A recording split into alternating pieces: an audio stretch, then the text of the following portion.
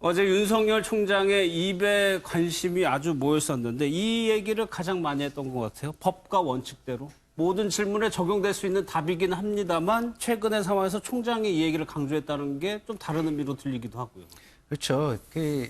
굉장히 정치적으로 혼란스러운 상황에서 저걸 보면서 저는 역시 원칙과 기본으로 돌아가는 것이 가장 강력하다 이런 걸 저는 느꼈어요. 심지어 원칙과 기본으로 돌아가서 모든 걸 이야기하니까 그 기교와 기술이 대단한 안 통하죠. 박지원 의원의 그 기술도 걸리지가 않잖아요. 그러니까 그리고 뭐 그 뒤풀이 후에는 뭐 그 대한민국 공직자의 자세 이런 이야기를 했다 그러는데 우리가 요새 그 많은 사건을 보면서 가장 많이 생각하게 하는 게 공인의 자세 그리고 국가의 녹을 먹는 사람의 소명의식 이런 거를 좀 다시 보고 싶다 이런 생각이 가장 많이 드는데 저 발언이 참 역시 그 자세로 돌아간 공무원만큼 우리에게 필요하고 대단하고 강력한 그 사람은 없다. 이것을 보여주는 것 같아서 저는 좀 굉장히 심정적으로 동의가 많이 된 발언이었습니다. 그래서 조금 긍정적인 평가가 더 많이 나오는 것 같은데 화제가 된 발언들이 있었습니다. 윤 총장의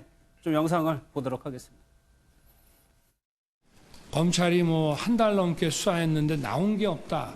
이런 얘기들이 검찰 수사를 비판하는 쪽에서 많이 흘러나오고 있는 것으로 알고 있는데 뭐 수사 결과가 없는 건 아니죠. 근데 그런 말씀을 하시는 것 자체가 저희가 이 수사 내용이 밖으로 나가는 거를 좀 많이 틀어막았고 법사위원장이건 혹은 여기 앉아 계신 저 강력한 권한을 가진 법사위원들이시건 일반 국민과 똑같이 법 앞에 평등 원칙에 따라 수사하시겠다. 이 약속 제가 받아도 되죠? 해주시겠죠 지금? 물론입니다. 네, 알겠습니다. 법무장관까지 지내신 분이 와서 총리까지 지내신 분 와서 우리 당 출동 못 시키겠다 하면 한마디 해야 되는 거 아닙니까? 예? 검사해보신 분이 그렇게 얘기하는 건 좀 나쁘다, 섭섭하다 이렇게 정도는 얘기해야 되는 거 아니에요? 그게 천하의 윤석열의 기계 아닙니까?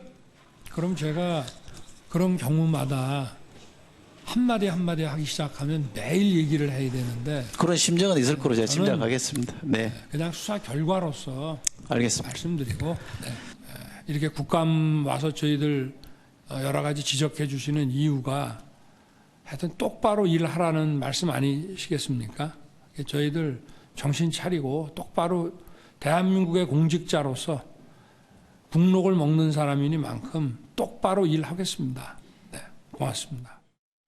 국정감사에서는 의뢰 피감기관의 장은 의뢰 위치에 있는 건데 전체적인 맥락에서 이종근 평론가님. 어제 윤 총장은 그런 모습은 보이지 않았고 원론적으로 대답할 건 대답하고 얘기할 거는 또 충분히 얘기하고 설전을 벌이기도 했었거든요. 네, 그렇습니다. 사실 이게 뒤바뀐 모습이었잖아요. 네. 왜냐하면 검찰총장 같은 경우는 여당 의원들이 사실 보호를 하고 또 여당 의원들이 주로 이렇게 답을 유도하고 모습이었죠. 그 답을 이제 끌어내는 모습이고 야당 의원들이 사실은 공격하는 그런 모양새였는데 이번 그 국정감사에서는 사실 여당 의원들이 좀 더 공격적인 어떤 발언을 더 많이 했어요. 조국 장관 수사와 관련된 어떤 내용들이었죠. 그런데 어찌됐든 그 우리가 보통 일상사에서 저작거리에서 하는 말이 있잖아요. 법대로 합시다. 사실 그게 썩 좋은 의미로 쓰이진 않지만 그럼에도 불구하고 법을 강조하고 또 좀 전에 마지막 발언이 똑바로 하겠습니다라고 강조해서 두 번씩이나 강조해서 그렇게 표현했다는 건 듣는 사람에 따라서 전부 다 그 똑바로라는 말이 다 저는 해석이 달랐으리라고 봐요. 또 여당은 여당대로 야당은 야당대로. 하지만 우리가 이제 예상할 수 있는 건 이제 곧 패스트트랙 수사 아니겠습니까? 뭐 이 여당 의원들이 계속 주장하는 것도 패스트트랙 수사를 어떻게 할 것이냐, 또 기소할 것이냐, 박지원 의원 같은 경우는 이렇게 이제 계속 물었는데 그 모든 의미로 조국 장관 수사를 포함해서 패스트트랙 수사를 포함해서 모든 것을 다 담아서 법대로만 하겠다. 법에 써져 있는 그대로 하고 또 공소장으로 말하겠다. 결과로 얘기하겠다. 검사는 공소장으로 말하겠다. 결과로 말하겠다. 이런 어떤 이야기를 아주 일관되게 흔들림 없이 하는 모습에서 어쨌든 뭐 비판하는 분들도 계시지만 국민들의 또 많은 분들이 윤석열 검찰총장에 대해서 믿음직하다라고 또 이 댓글을 다는 이유가 아니겠습니까? 장혜철 표현 패스트트랙 관련돼서 박지원 의원과의 설전도 결국엔 이 얘기를 하려고 했다고 하지만 여러 가지 질의가 나와서 거기에 대해서도 결과로 얘기하겠다. 원칙적인 얘기를 했거든요. 그게 한국당 입장에서는 위협이 될 수도 있는 거잖아요. 네, 사실 어제 국감에서 한국당 의원들이 대체로 윤석열 총장을 엄호하는 모습 보였습니다만 그렇죠. 네. 내심 등골이 서늘한 부분도 많았을 것 같습니다. 특히나 패스트트랙 수사와 관련해서 박지원 의원과의 설전도 있었지만 결과적으로 박지원 의원이 정경심 교수 소환 없이 기소한 것, 한국당 국회의원들 소환 불응하더라도 기소해야 되는 거 아니냐, 예. 이 말을 좀 듣고 싶어서 저렇게 빙빙 돌려 질문한 것 그랬겠죠. 같거든요.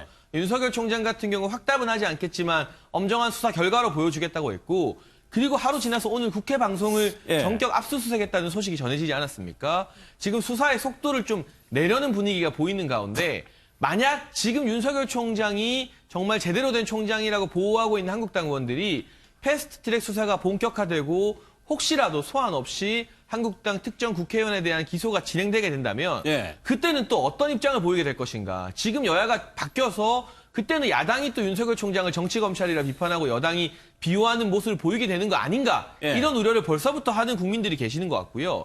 여기에 더불어민주당 정호성 의원이 정확한 지적을 했습니다.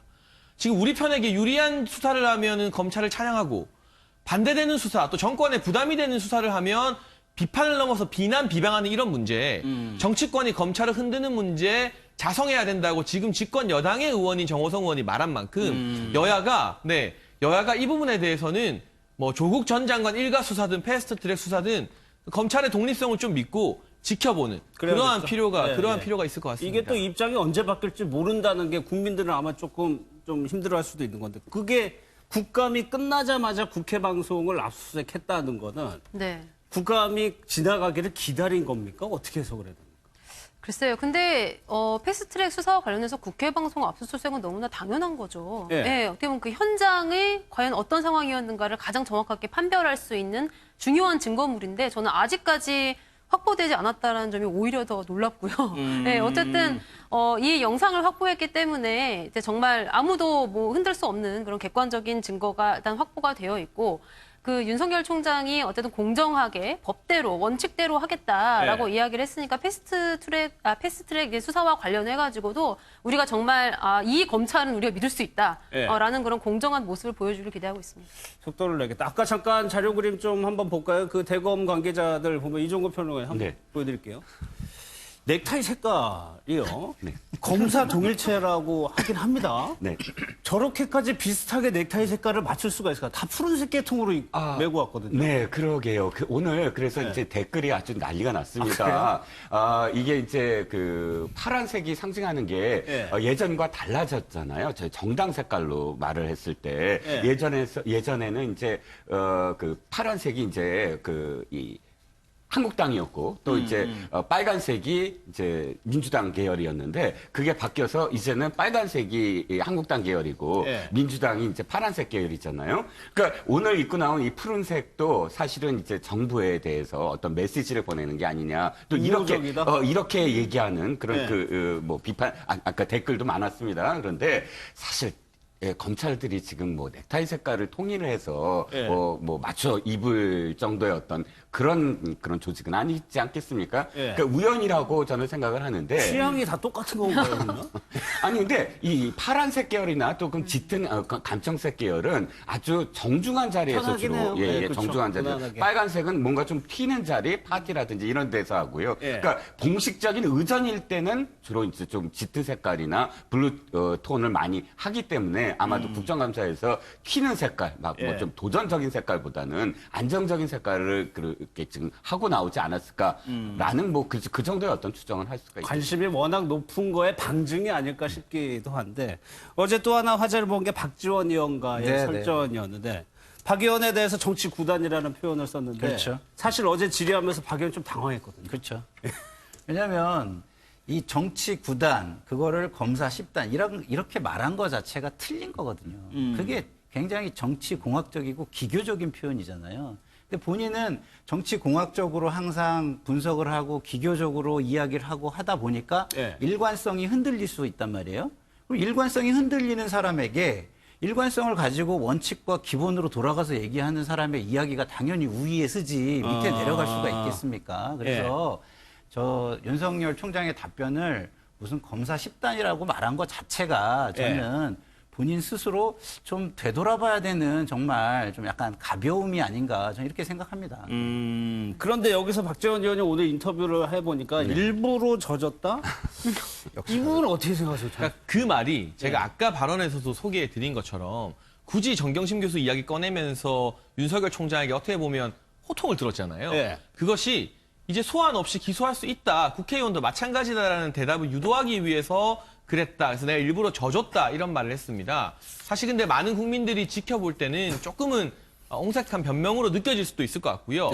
전반적으로 소환 없는 기소의 어떤 부당함을 지적하고 국회의원에게도 동일하게 할 수 있느냐. 이 취지였다면 예. 전공법으로 그렇게 물어봐야죠. 당당하게 물어보라고 국민이 권한을 이양해줘서 저 자리에 국회의원으로 참석하는 거잖아요. 예. 그런데 아까 김상일 평론가 말씀처럼 뭔가 두 번, 세 번 둘러가려 하다가 오히려 본질에서 비껴난 발언으로 윤석열 총장이 왜 국감에서 특정인을 보호하려느냐 예. 이런 호통을 또 칠 수 있고요. 국감장에 나오면 대부분 피감기감장들은 국회의원에게 굉장히 위축돼 있습니다. 그렇죠. 근데 윤석열 총장의 저 당당한 태도, 때로는 국회의원을 상대로도 목소리를 높이는 태도를 가지고도 국민들의 판단이 좀 둘러 갈리고 있는데 예. 저는 저것이 뭐 오만함이나 거만함의 표현이라기보다는 정치인들 눈치 볼 필요 없이 내가 원칙에 맞는 수사를 진행하고 있다. 여기에서 나오는 당당함이라고 판단을 하기 때문에 이러한 당당함이 결코 자유한국당에게도 유리하지 않을 겁니다. 앞으로 패스트트랙 수사에서는 한국당에게도 쥐약으로 작용할 가능성이 높고요. 예. 그 검사로서의 원칙을 철저히 지킨다는 자신감에서 저런 태도, 또 저런 호통이 나오는 거라고 생각을 합니다. 예. 다음에 또 하나 볼 영상은 검찰의 중립성과 관련된 여당 의원의 질의에 대한 대답이었습니다. 영상을 좀 보겠습니다. 이명박 박근혜 정부 때와 문재인 정부를 비교하면 어느 정부가 그나마 중립적입니까? 중립을 보장하고 있습니까? 이명박 정부 때 대통령 측근과 이런 분들을 구속을 할 때 별 관여가 없었던 것으로 상당히 쿨하게 처리했던 기억이 나고요. 자, 예, 중립 박근혜 좋습니다. 정부 때는 다 아시는 네, 거고. 자 그러면 대선 관련 수사한다고 총장 날리고 우리 여기 수사하시던 분 다 좌천시키고 한 정부가 중립성을 보장했습니까? 임명장 주실 때 대통령이 살아있는 권력도 수사하라고 한 정부가 중립성을 지키는 겁니까? 그 정부 때 그렇게 하신 분들이 지금 저는 중립성, 독립성 얘기하면 속아 웃을 일입니다. 고양이가 하품할 일입니다. 김재현 변호사, 이철희 의원은 물론 문재인 정부 때 간섭이 적었다. 이 대답을 듣고 싶었겠는데 이명박 정부 대통령이 나왔단 말이에요. 일단 첫 번째로 질문이 너무 부적절했다라는 생각이 들어요. 왜 자꾸 전 정권 들먹이면서 아직도 비교를 하고 있어요. 지금 취임한 지 얼마가 지났는데 예. 지금 이런 저런 태도 자체에도 굉장히 부적절했지만 이제 그러고 나서 윤석열 총장이 이제 이명박 정권 시절부터 이제 이야기를 하죠. 사실 예. 윤석열 총장 입장에서는 이명박 정권 시절 이야기한 다음 박근혜 정권 시절 이야기하고 처음부터 얘기하려고 했던 거고. 그다음에 이제 예. 문재인 정권 이야기를 하려고 했을 텐데 이명박 정권에 대한 호평이 쏟아지니까 또 거기서 굉장히 당황해하면서 말을 딱 자르는 모습을 보였단 말입니다. 예. 이제 이것 자체가 그냥 물어봐 놓고 자기가 생각할 때 이제 적이라고 생각되는 쪽에 약간 호평을 하니까 예. 바로 그 다음을 듣지 않고 그냥 잘라버린다? 이런 태도도 저는 굉장히 부적절했다고 봐요. 근데 아마 좀 더 끝까지 들었으면 문재인 정부에서도 역시 검찰 수사에 대한 개입은 없었다. 예. 라는 그런 대답을 들었을 수도 있지만 안타깝게도 우선적으로 너무 당황해서 잘라버리는 바람에 그런 대답은 듣지 못했던 것 아닌가. 예. 검찰에서도 그렇게 해명을 했죠. 네. 그러니까 검찰 대검의 해명을 보면은 차례차례 얘기하려고 했다. 그런데 거기서 말을 자르는 바람에 이 부분만 남게 되니까 여기가 오해 소지가 생긴 거다라는 거거든요. 네네. 정치적인 어떤 오해였다라고 검찰은 지금 이야기하고 있는데 네.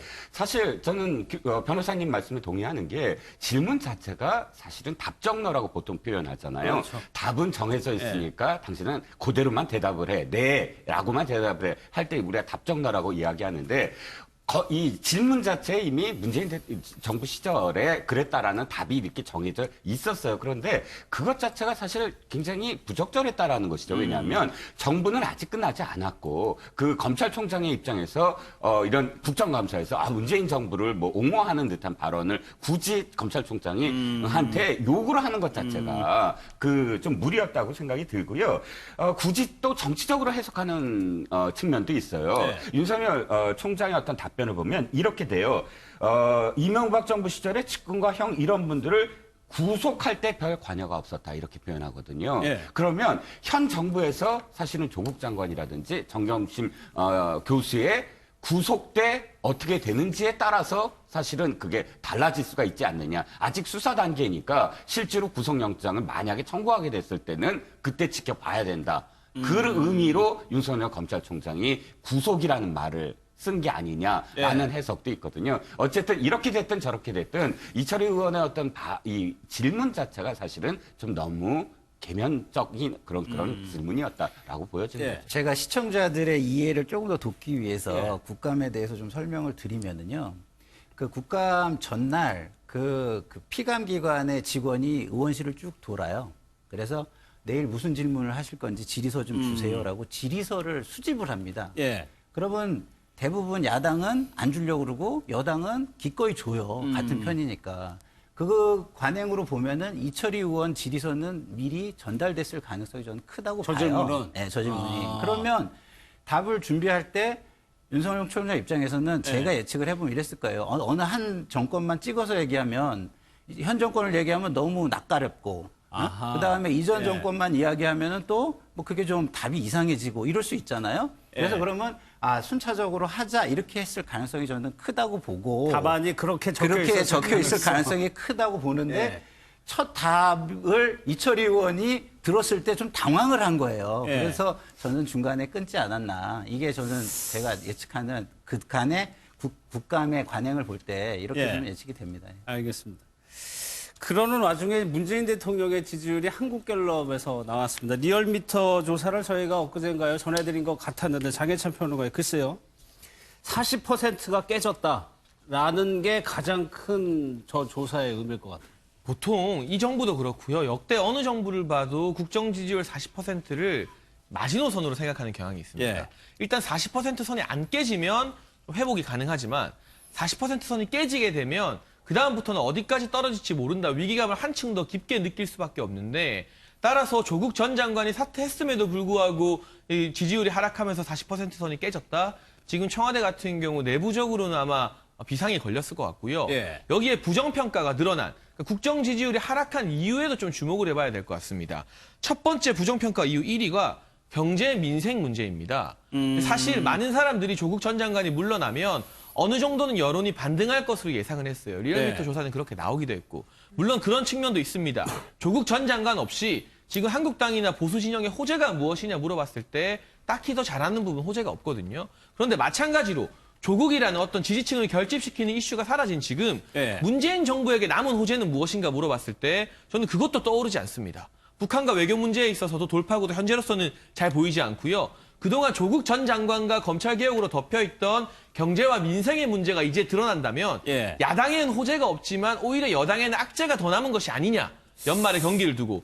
그런 분석도 가능하기 때문에 물론 제가 감히 전망을 해보자면 어느 정도 지지층 결집으로 한번 하락한 이후에 약간씩 반등하는 경향이 있습니다만 이 경제 민생의 문제를 해결하지 못하는 한 연말까지 이 40% 이상을 고착화시키는 건 대단히 어려울 수도 있다.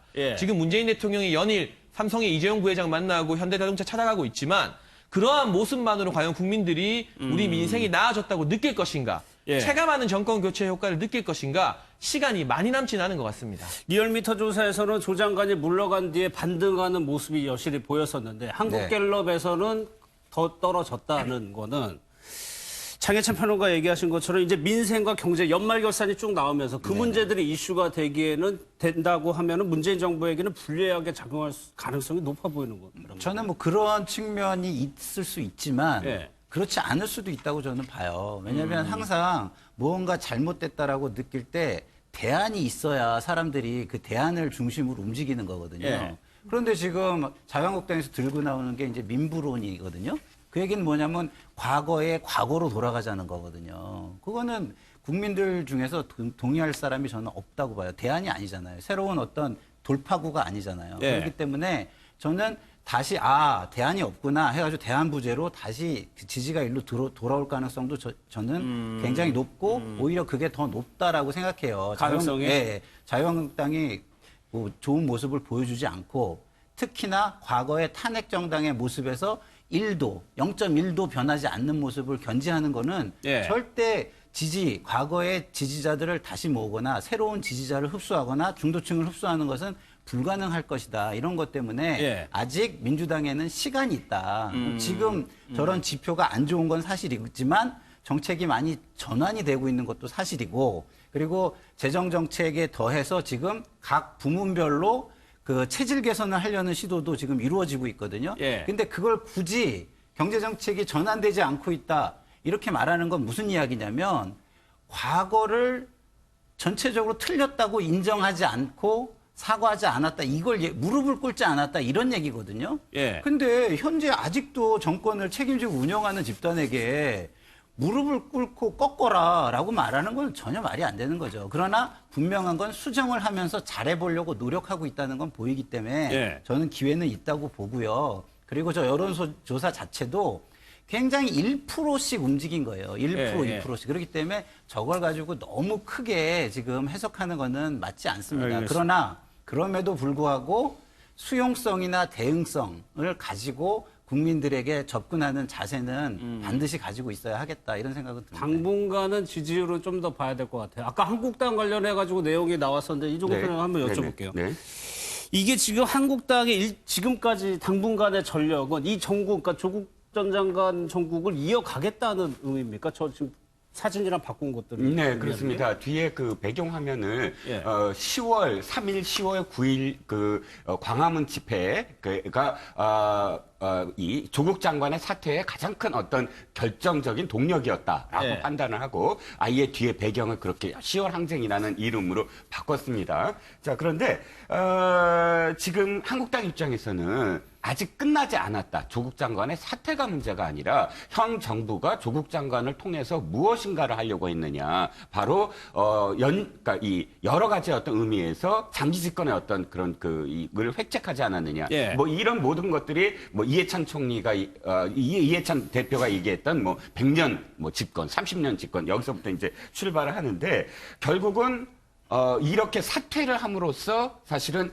조국 장관을 제대로 단죄하지 않으려는 게 아니냐. 그러니까 조국 장관이 단죄될 때까지는 끝나지 않았다라는 것이 첫 번째 이유고 예. 두 번째는 그렇게 함으로써 사실 문재인 정부가 자신들의 어떤 그런 그 사죄, 자신들이 이 35일간의 어떤 이 전국 혼란을 만든 사죄를 해야지만 모멘텀을 갖고 가겠다. 속내는 앵커 말씀하셨듯이 총선 때까지 이 이슈를 끌고 가겠다. 아니, 근데 라는 문재인 것이죠. 정부가 단죄를 안 했다는 표현을 저는 잘못됐다고 봐요. 왜냐하면 정부가 단죄할 수 있는 거는 그 해임시키는 거 말고는 없거든요. 그 다음에 단계는 법에서 절차에 그러니까 제가 드리는 말씀은 뭐냐면 법적인 처벌을 하는 35일 거죠. 동안의 국정 혼란에 대한 사과를 받아내려는 것이 한국당의 어떤 입장이고 뭐 아까 말씀하신 부분에서 저도 이제 평론가님 말씀에 경제 문제를 그렇게 말씀하셨지만 사실은 국민들이 원하는 건 뭐 단죄 이런 게 아니에요. 중요한 건 당장 내가 피부로 이것이 그러니까 이 어떤 성과를 받아야만 국민들은 지금 안심을 하는 것인데 그것이 까만 고양이든 하얀 고양이든 소득주도 성장은 그게 중요한 게 아니거든요. 근데 국민들이 지금 바라는 것이 지금 받아졌느냐 거기에 대한 어떤 결과가 여론조사 결과다라고 예. 지금 보여지는 거거든요.